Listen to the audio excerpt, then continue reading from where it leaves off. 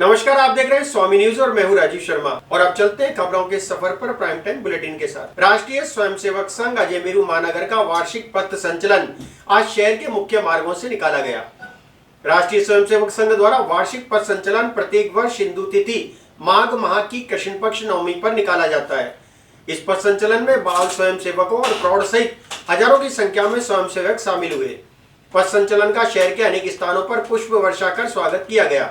वहीं दरगाह के बाहर भी भाजपा के जनप्रतिनिधियों सहित मुस्लिम समाज के अनेक लोगों ने पुष्प वर्षा कर पथ संचलन का स्वागत किया। राष्ट्रीय स्वयंसेवक संघ का अजयमेरू महानगर का वार्षिक पथ संचलन आज हिंदू तिथि के हिसाब से निकला। राष्ट्रीय स्वयंसेवक संघ द्वारा वार्षिक पथ संचलन प्रत्येक वर्ष हिंदू तिथि माघ माह की कृष्ण पक्ष नवमी पर निकाला जाता है। इस पथ संचलन में बाल स्वयंसेवकों और प्रौढ़ सहित हजारों की संख्या में स्वयंसेवक शामिल हुए। पथ संचलन के स्वागत के लिए शहर में जगह जगह बाजारों और अनेक समाज की ओर से स्वागत द्वार बनाए गए। पुष्प वर्षा कर पथ संचलन का स्वागत किया गया। पथ संचलन के दौरान दरगाह बाजार क्षेत्र में राम, सीता, लक्ष्मण और हनुमान की भव्य झांकी भी सजाई गई। इस अवसर पर दरगाह के बाहर जल संसाधन मंत्री सुरेश सिंह रावत सहित अनेक लोगों ने पथ संचलन का पुष्प वर्षा कर स्वागत किया। पथ संचलन अजमेर के पटेल मैदान से संबोधन के बाद प्रारंभ हुआ, जो कि अग्रसेन चौराया, हाथीबाटा, आगरा गेट, गणेश मंदिर, नया बाजार चौपड़, लक्ष्मी चौक, धान मंडी, दरगाह बाजार, नला बाजार, मदार गेट चौराया, गांधी भवन चौराया, Kachahri road, LIC, India motor circle, Agrasen चौराया और वापस पटेल मैदान पहुंचकर पथ संचलन समाप्त हुआ। पथ संचलन का स्वामी कॉम्प्लेक्स के बाहर भी पुष्प वर्षा कर स्वागत किया गया। इस दौरान स्वयंसेवकों द्वारा स्वयं ही यातायात व्यवस्था संभाली गई। इस पथ संचलन में जिले भर के 16 घोष पथ संचालन में शामिल हुए। पथ संचलन का स्वागत अनेक स्थानों पर जनप्रतिनिधियों, पार्षदों और भाजपा के अनेक पदाधिकारियों और कार्यकर्ताओं द्वारा पुष्प वर्षा कर किया गया। देखिए, आज जैसा कि आपने देखा कि भव्य पथ संचलन राष्ट्रीय स्वयंसेवक का यहाँ पर निकला और जिस तरह से दरगाह के नाजिम गेट के बाहर सभी ने सांप्रदायिक सौहार्द की मिसाल दी। सभी लोगों ने पुष्प वर्षा करके इस संचलन का स्वागत किया और निश्चित रूप से राष्ट्रीय स्वयंसेवक संघ हमें राष्ट्रभक्ति की और व्यक्ति निर्माण की और कैसे जीवन पद्धति को हम अपने जीवन में उतार के और अपने जीवन को सुगम कैसे बनाया जा सकता है और राष्ट्र के प्रति समर्पण भावना से कैसे काम किया जाता है, हमें संगठन से देखने को मिलता है। राष्ट्रीय स्वयंसेवक संघ की ओर से आज अजमेर महानगर में पथ संचलन का आयोजन किया जा रहा है। राष्ट्रीय स्वयंसेवक संघ का जो पथ संचलन होता है वो अनुशासन और सदे हुए कदम ताल का एक अनूठा उदाहरण प्रस्तुत करता है। इसको देखने के लिए पूरे शहर भर से लोग आते हैं। हम भी देखने के लिए और उस पथ संचलन का स्वागत करने के लिए यहाँ आए हैं। तो सभी महिला शक्ति यहाँ खड़ी है। जैसे ही पथ संचलन गुजरेगा तो हम भी उस अनुशासन, उस कदम ताल, एक व्यक्ति के समान सभी लोगों के कदम एक साथ उठते हैं और एक साथ आगे बढ़ते हैं। यह एक जीवंत उदाहरण संघ की शाखा में सीखने को मिलता है, जिसका एक ज्वलंत उदाहरण आज हमको देखने को मिलेगा। आज RSS का पथ संचलन है और संघ का पथ संचलन में दरगाह बाजार व्यापारिक एसोसिएशन द्वारा मर्यादा पुरुषोत्तम भगवान श्री राम का पूरा दरबार और सबरी का एक दृश्य जो हमने बनाया है, बहुत ही सुंदर दृश्य यहाँ पर हमने आयोजित किया है ताकि लोगों को प्रभावित हो। और मैं देख रहा हूँ कि यहाँ पर जिस प्रकार की सद्भावना प्रेम लोगों में लग रहा है, हजारों लोग वीडियो बना रहे हैं। जो दरगाह जायरीन आ रहे हैं वो भी ये वीडियो देख रहे हैं, बड़ा आनंदित होकर ये इनके साथ फोटो ले रहे हैं, सेल्फी ले रहे हैं। बड़ा बहुत अच्छा मतलब मनमोहक दृश्य लग रहा है और ये दृश्य ऐसा लगता है कि हम सब भाईचारे का, प्रेम का एक संदेश यहाँ से दे रहे हैं। और इसी के साथ ही ये पथ संचलन हमारा प्रारंभ होगा और उसके बाद ये दृश्य जो आपको देखने को मिलेगा, निश्चित रूप से बहुत ही सुंदर सबरी के जो झूठे बेर है भगवान श्री राम को खिलाएंगे और उसके साथ ही मर्यादा पुरुषोत्तम भगवान श्री राम और लक्ष्मण और सीता जो वन की ओर जाएंगे तो हनुमान जी भी उनके साथ जाएंगे। और एक बहुत ही सुंदर दृश्य यहाँ पर हमने दरगाह बाजार में आयोजित किया है और कुछ ही देरों में आपको देखेंगे कि यहाँ पर जिस प्रकार से जायरीनों की तादाद बढ़ रही है, निश्चित रूप से उनको भी आनंद आ रहा है और हम भी प्रफुल्लित है। अजमेर से अयोध्या के लिए आस्था ट्रेन शनिवार रात को करीब 200 राम भक्तों को लेकर रवाना हुई। इस ट्रेन में चित्तौड़ प्रांत के करीब 1300 राम भक्त मौजूद थे।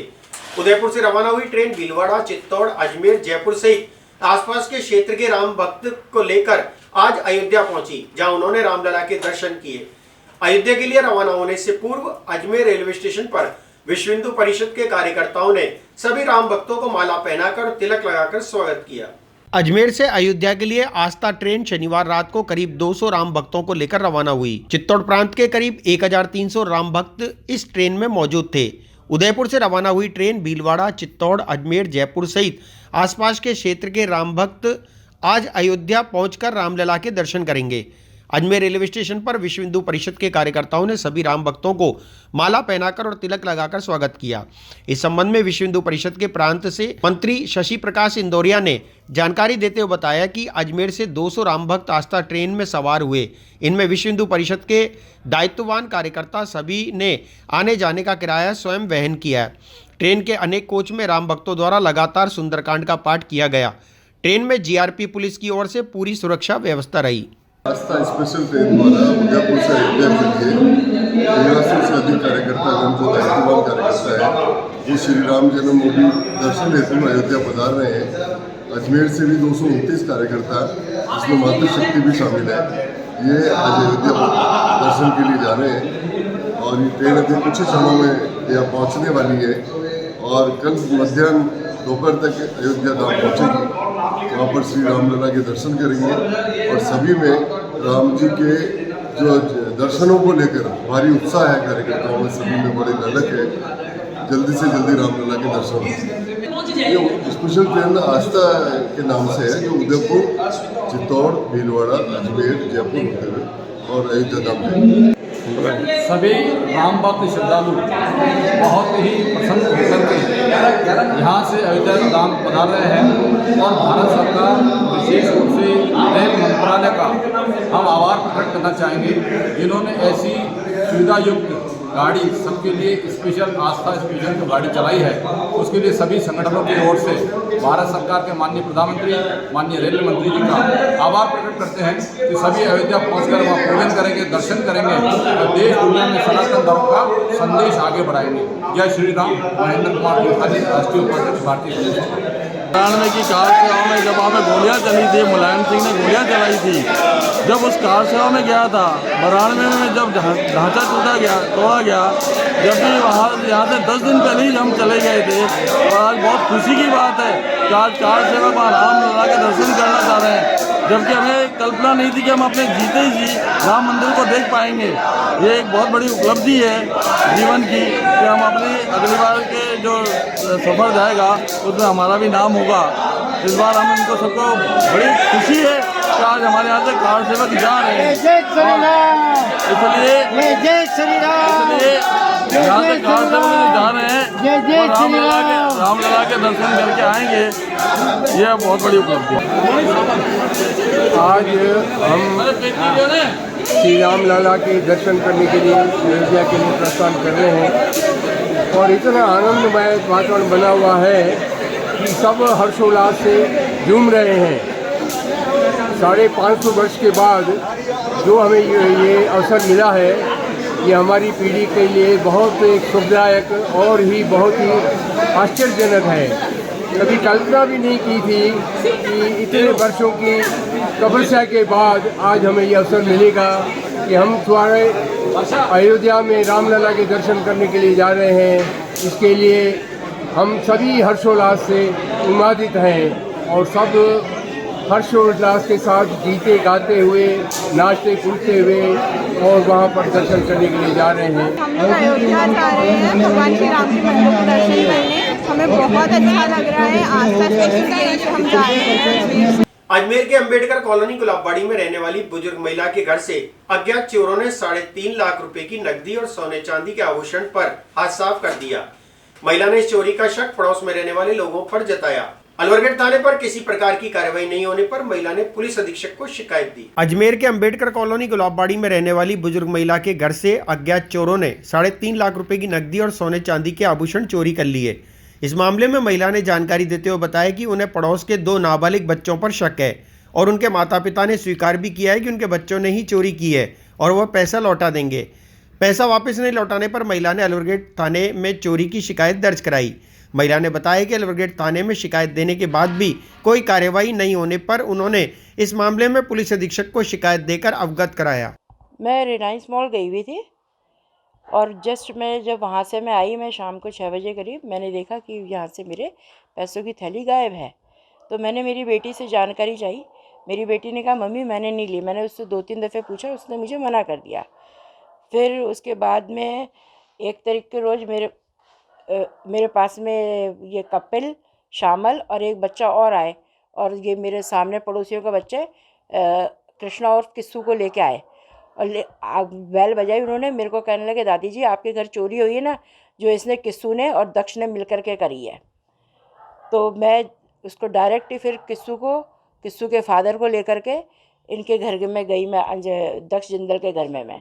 तो इसके फादर ने, इसकी मदर ने, इसकी दादी ने, सब ने इस बात को स्वीकार करा है और बच्चे से पूछा है।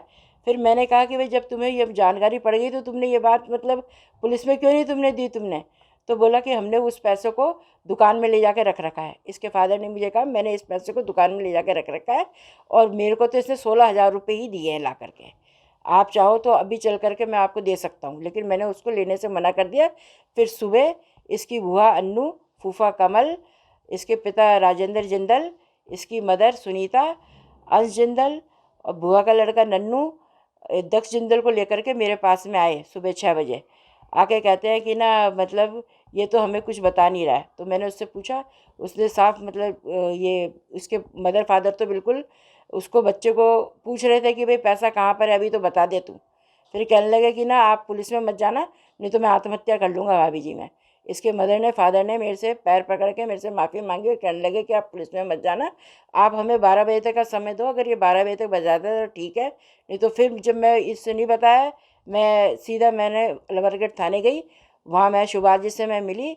मैंने कहा भाई ये मेरे घर से इससे चोरी हुई है। उन्होंने कहा आप बाहर बैठ जाइए। उन्होंने मुझे 2 घंटे तक बाहर बैठाया रखा। फिर भी मैं अंदर में गई तो उन्होंने ये कहते हुए मेरी रिपोर्ट लेने से इनकार कर दिया कि बच्चे नाबालिग है और हम आपके कहने से इस रिपोर्ट को नहीं ले सकते हैं। मेरे यहाँ से ये क्या कहते हैं 3.5 लाख तो नकदी गायब हुई है और अलमारी में से मेरे सोने का मंगलसूत्र है 2.5 तोले का और सोने के टॉप्स है। राजस्थान एग्रीकल्चर सुपरवाइजर भर्ती परीक्षा का आयोजन 430 पदों के लिए किया गया। सुबह 9 बजे से अजमेर के अनेक केंद्रों पर परीक्षा शुरू हुई। इस परीक्षा में कई अभ्यर्थी परीक्षा केंद्र पर देरी से पहुंचे, जिन्हें परीक्षा केंद्र में पुलिसकर्मियों द्वारा प्रवेश नहीं दिया गया। प्रवेश नहीं मिलने पर मेड़ता से आई एक महिला अभ्यर्थी पुलिस के पैर पकड़कर फूट कर रोती नजर आई। युवती बार बार पुलिस से परीक्षा केंद्र में प्रवेश देने की मिन्नत करती रही। राजस्थान एग्रीकल्चर सुपरवाइजर भर्ती परीक्षा का आयोजन 430 पदों के लिए किया गया। सुबह 9 बजे से अजमेर के अनेक केंद्रों पर परीक्षा शुरू हुई। इस परीक्षा में कई अभ्यर्थी परीक्षा केंद्र पर देरी से पहुंचे, जिन्हें परीक्षा केंद्र में पुलिसकर्मियों द्वारा प्रवेश नहीं दिया गया। इस पर कुछ अभ्यर्थियों ने 2 मिनट लेट होने पर प्रवेश नहीं मिलने के कारण नाराजगी जताई, तो वहीं एक अभ्यर्थी पुलिस के पैर पकड़कर फूट कर रोती नजर आई। युवती बार बार पुलिस से परीक्षा केंद्र में प्रवेश देने की मिन्नत करती रही। बताया जा रहा है कि महिला अभ्यर्थी मेड़ता की रहने वाली थी और कुछ मिनट लेट होने के कारण परीक्षा केंद्र में उसे प्रवेश नहीं दिया गया। पुलिस ने बड़ी मशक्कत के बाद महिला अभ्यर्थी को समझाइश कर वहां से रवाना किया। आज कृषि प्रवेश का पेपर था एग्रीकल्चर सुपरवाइजर का, जो ये पिछली गवर्नमेंट ने वैकेंसी निकाल रखी थी उसका पेपर था। और पेपर नॉर्मली जो है कि ना ज़्यादा हार्ड था, नए पहले ही बोर्ड ने बोल दिया था कि नए जिलों के अनुसार आपको पेपर वगैरह करना है। उस अकॉर्डिंग लगभग सभी विद्यार्थियों ने वैसे ही किया होगा। पेपर इतना नहीं कि डिफ़िकल्टी भी नहीं था और इतना नॉर्मल भी नहीं था, मीडियम साइज पेपर था। तैयारी ठीक ठाक थी, ऐसा नहीं है कि लोड लेके तैयारी नहीं कर रही थी, बढ़िया आराम से कोचिंग वगैरह करके। एग्रीकल्चर सुपरवाइजर बढ़िया तैयारी थी, ठीक ठाक पेपर हुआ। नहीं अभी तक तो कोई परेशानी नहीं। बहुत बढ़िया पर्सन था, सिक्योरिटी बहुत अच्छी थी यहाँ की। जी एग्रीकल्चर सुपरवाइजर का एग्ज़ाम था, अच्छी थी। रॉयल इंस्टीट्यूट से करी थी तैयारी, ऑनलाइन कोर्स लिया था। मेरा फर्स्ट अटेम्प्ट था और समथिंग 6-7 मंथ से कर रही हूँ तैयारी। एग्रीकल्चर सुपरवाइजर कृषि अच्छे थे। भीलवाड़ा से आई और हमारा एग्रीकल्चर सुपरवाइजर का पेपर था। 9:02 पे आ गए, फिर भी हमें एंट्री नहीं दी। बोला 5 मिनट गेट के बाहर रुको, दे देंगे अंदर, फिर भी नहीं दिया। मैं बोला कि है ना 9:02 पे आ गए, फिर भी एंट्री नहीं दी। बोले 5 मिनट बाद एंट्री दे देंगे, फिर भी नहीं दिया। घर पे ही करी तैयारी, लग जाएगी सर इतना तो उम्मीद थी। हमने घर पे तैयारी की है, कोचिंग भी गए, इतने पैसे भी थे कोचिंग के, फिर भी हमने घर पे। अजमेर में 2-3 दिनों से चल रही ठंडी हवा के बाद आज मौसम ने एक बार फिर करवट बदल ली।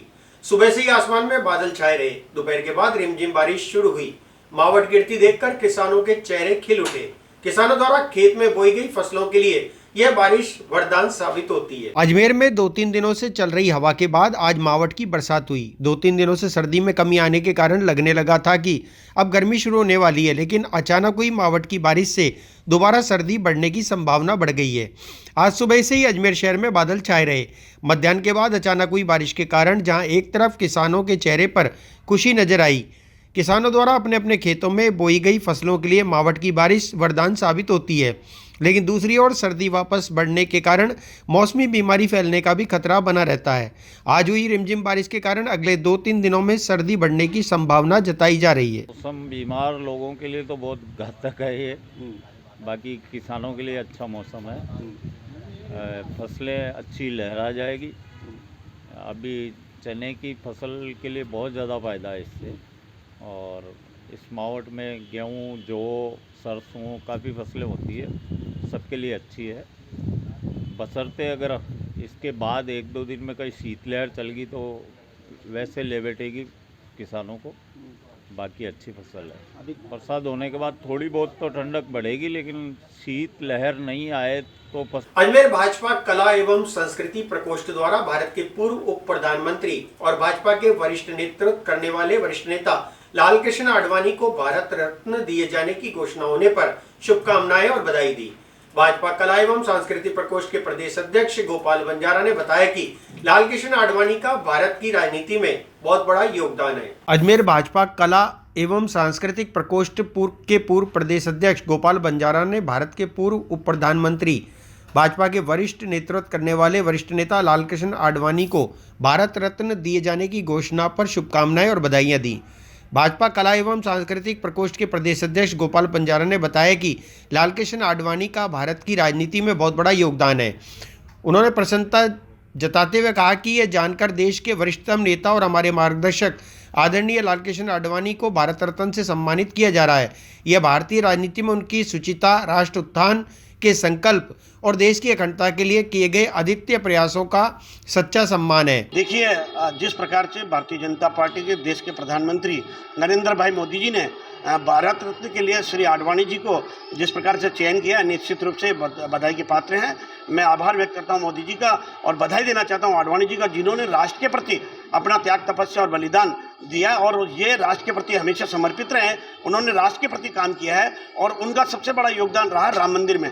जिस प्रकार से उनकी रथ यात्रा यहाँ से प्रारंभ हुई थी, निश्चित रूप से मुझे भी 2 बार उनसे मिलने का अवसर मिला, उनके परिवार से मिलने का अवसर मिला, और मुझे जब अवसर मिला तो उन्होंने कहा था कि चाय आपके यहाँ से पीएंगे।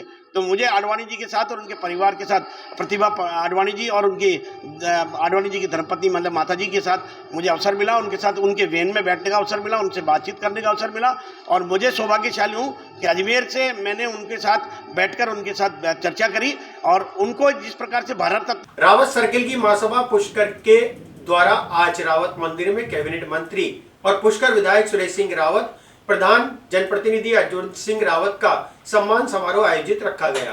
रावत सर्किल की महासभा पुष्कर के द्वारा आज रावत मंदिर में कैबिनेट मंत्री और पुष्कर विधायक सुरेश सिंह रावत, प्रधान जनप्रतिनिधि अर्जुन सिंह रावत का सम्मान समारोह आयोजित किया गया।